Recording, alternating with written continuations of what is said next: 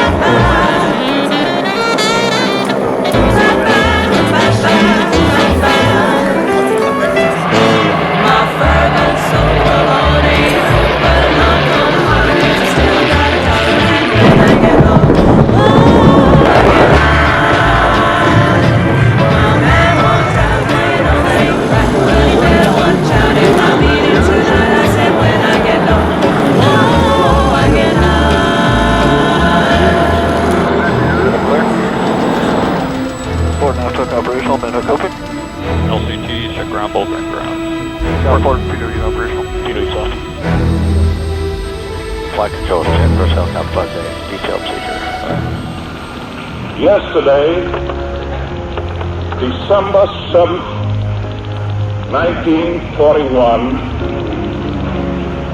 a date which will live in infamy. The United States of America was suddenly and deliberately attacked by naval and air forces of the Empire of Japan.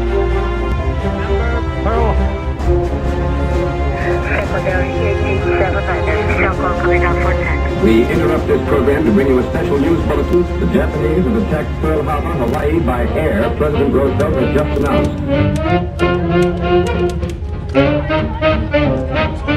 I take this occasion to say, and it is my duty to say,